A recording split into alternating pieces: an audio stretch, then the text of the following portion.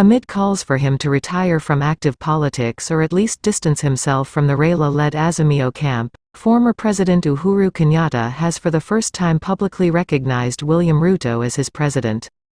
Uhuru, who has lately found himself in an ugly confrontation with his former deputy who is now the president, over the opposition's anti-government mass protests, was speaking in an interview at his house that is next to State House when he recognized William Ruto as his president.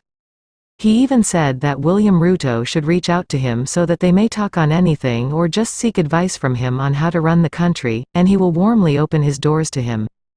He said that, "I can't invite myself to talk with William Ruto, but if he reaches out to me, he is my president and I won't hesitate, I will go to meet him and have any conversation with him."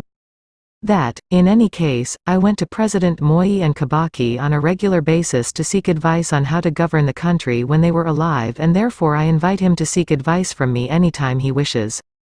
The former president even had a piece of advice to William Ruto saying that, "My advice to President Ruto is that power is fleeting and temporary. Do the best for the country because it is your work to run the country.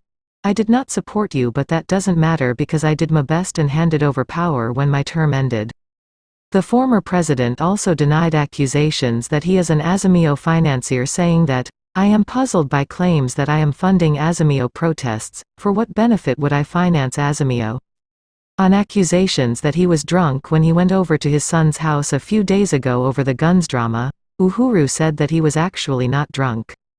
That, "I went there because of a distress call from my son and I was not drunk, I was extremely hurt."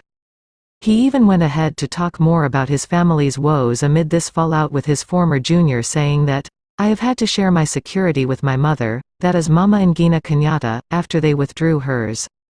That, we have had to hire private security guards, I am not receiving all retirement benefits, some of my staff do not have contracts and I fuel the cars I have, I however receive all my pension and I have all my security intact."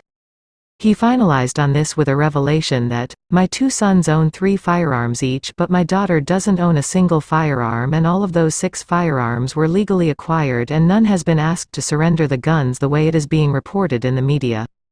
Do you think Uhuru Kenyatta has finally started cooling down as a way to mend his broken ties with William Ruto, so that he may be accorded the respect he deserves?